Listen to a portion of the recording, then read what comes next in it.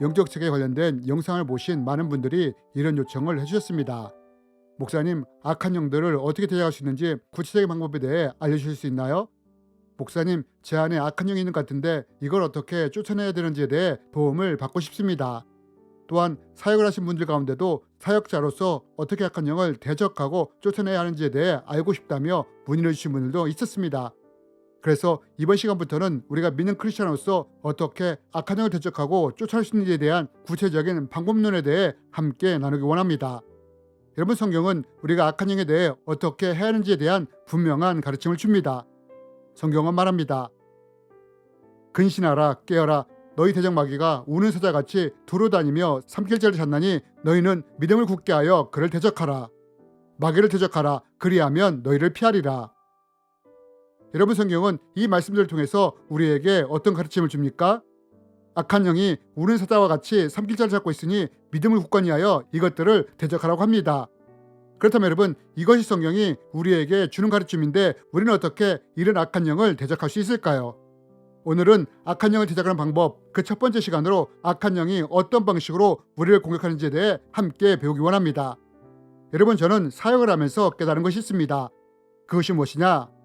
그것은 많은 믿는 분들이 악한 영의 존재에 대해서는 알고 있지만 악한 영이 어떻게 우리를 공격하는지, 어떤 통로를 통해 사람 안에 침투하는지, 어떤 방식으로 사람 안에서 세력을 확장해 나가는지에 대해서는 제대로 아는 분이 많지 않았다는 것입니다. 그래서 이러한 것들을 제대로 모르기에 자신도 모르게 악한 영들로부터 공격을 당하는 사람들도 많이 보았습니다. 여러분, 성경에 보면 베드로조차도 이렇게 사탄의 공격을 받은 적이 있지 않습니까? 예수님이 고난을 당한 후에 3일 만에 살아날 것에 대해 말씀하셨을 때 이때 베드로가 사탄의 공격을 받아 예수의 말씀을 막아선 적이 있지 않습니까? 절대 예수님은 죽지 않을 것이며 그런 일이 일어나서도 안 된다고 말입니다. 그런데 이때 예수님은 이런 베드로의 말을 듣고 어떻게 했다고 합니까? 예수님은 사탄아, 내 뒤로 물러가라 라고 말씀하셨다고 합니다. 그럼 여러분, 왜 예수님이 이런 말씀을 하셨느냐?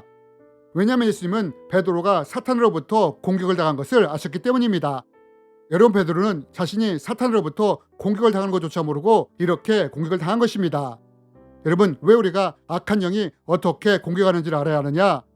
왜냐하면 우리가 이것을 모를 때 우리도 베드로처럼 자신도 모르게 사탄의 공격으로 인해 넘어질 수 있기 때문입니다.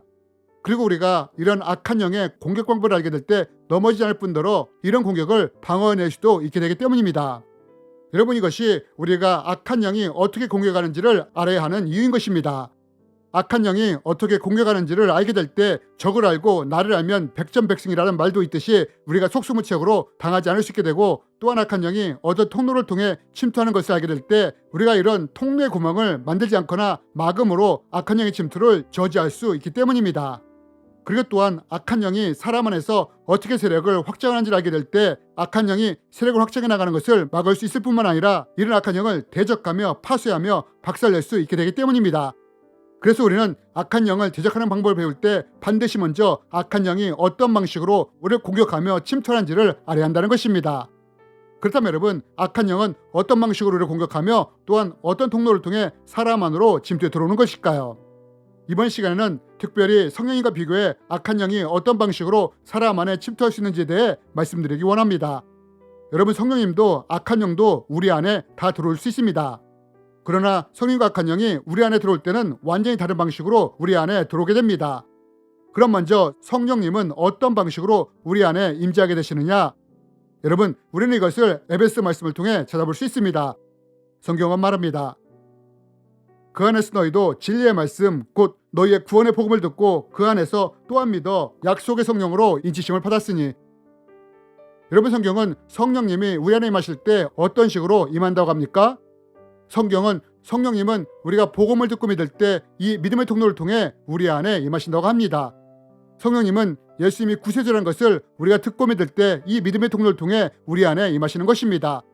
그래서 사도 바울이 사람들에게 너희가 믿을 때 성령을 받았느냐고 물었던 것입니다. 여러분, 이것이 바로 성령님이 우리 안에 임하시는 방법입니다.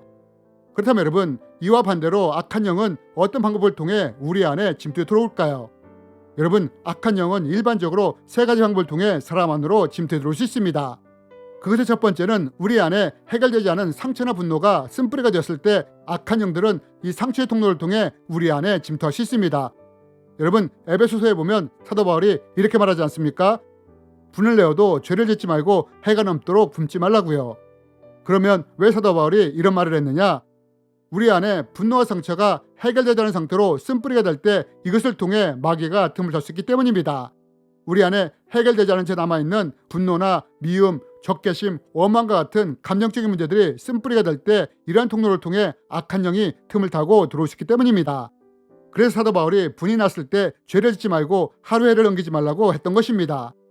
두 번째로, 악한 영은 죄 통로를 통해서도 사람 안에 침투할 수 있습니다. 특별히 누군가가 죄 영향력 아래 지속적으로 있거나 반복해서 죄를 지을 때 악한 영은 이 죄 통로를 통해 사람 안에 침투해 들어갈 수 있다는 것입니다. 여러분, 우리는 이것을 가룟 유다를 통해 볼 수 있지 않습니까? 가룟 유다가 탐심을 품었을 때 사탄이 여기에 예수님을 팔 생각을 넣지 않았습니까? 그리고 가룟 유다가 예수님을 팔겠다는 죄된 생각을 마음에 품고 행동으로 옮길 때 악한 사탄이 이 죄 통로를 통해 그 안으로 침투하지 않았습니까? 여러분, 이렇듯 악한 영은 죄를 통해 사람 안에 침투할 수 있다는 것입니다. 그럼 또 마지막으로 악한 영은 어떤 방식으로 사람 안에 침투할 수 있느냐?